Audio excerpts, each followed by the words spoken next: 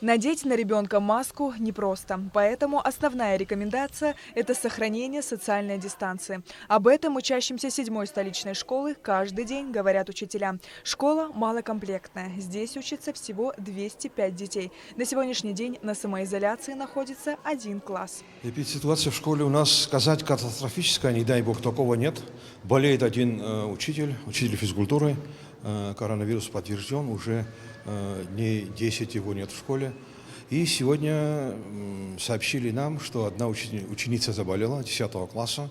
Я сразу доложил в управление образования, и по их рекомендации, значит, как положено, 1 класс, 10 класс мы закрыли на 1 неделю на карантин. Педагогический состав 7-й столичной школы состоит из 31 учителя. Из них 11 переболели, 11 вакцинировались. Как говорит директор школы Ахра Бегуа, активность по вакцинации от коронавируса среди учителей снизилась. Боятся и там побочных эффектов и так далее. У кого-то давление повышается, у кого-то сахар повышается. И вот так вот пока так живем. Вы сами вакцинировались? Нет, я не болел и не хочу, честно говоря. Почему? Ну, я считаю, что у меня очень даже здоровый организм. Боюсь этих всяких побочных эффектов. Учитель русского языка Лиза Пивоварова вакцинировалась, и сегодня она чувствует себя хорошо. Я в январе месяце переболела довольно-таки сильно.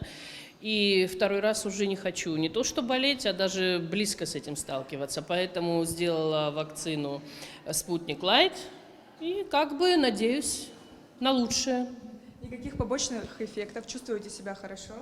Ну, сейчас уже чувствую себя хорошо, потому что после вакцинации был какой-то дискомфорт небольшой, но он прошел, и как бы все нормально. В учебных заведениях приостановлена работа столовых, чтобы избежать скопления детей. Учащимся рекомендуется питаться в классе.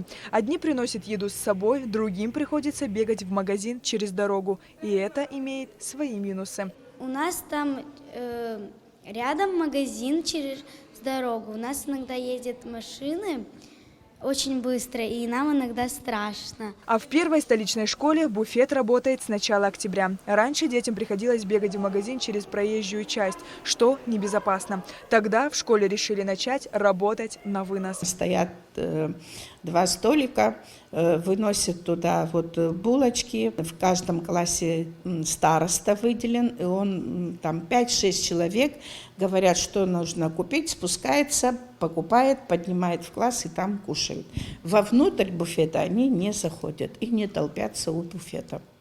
Ситуация здесь удовлетворительная. На самоизоляции 1 класс. У 3 учащихся и 2 педагогов подтвержден COVID-19. За время пандемии переболели 32 педагога, 12 вакцинировались. Остальные, честно говоря, пока еще боятся. Вот. Сейчас вот на прошлой неделе у нас в школе, значит, это как по всей республике проходит такая программа, проверяли на наличие антител. Вот. Почти все педагоги у нас имеют антитела, и даже повышенные. Очень. Педагог английского языка Татьяна Адаменко вакцинировалась еще в мае прошлого года 2-компонентной вакциной «Спутник Ви». Для выхода из кризиса на фоне пандемии необходима вакцинация, считает учительница. Я переболела ковидом в прошлом году, и я себя чувствовала довольно-таки слабо после ковида. Поэтому я обязательно провакцинировалась. К вакцинированию отношусь хорошо. Я считаю, что в такой период сложный, когда очень много заболевших и вообще редкой болезни, обязательно нужно вакцинироваться всем взрослым, и пожилым, и среднего возраста тоже. На сегодняшний день ситуация в школах сложная, хоть и не критичная. Чтобы не рисковать здоровьем детей и не остановить учебный процесс, нужно всем соблюдать предписанные санитарные нормы. Сария Кварацхеля, Инала Гухава, Гудиса Тарба, Абхазское телевидение.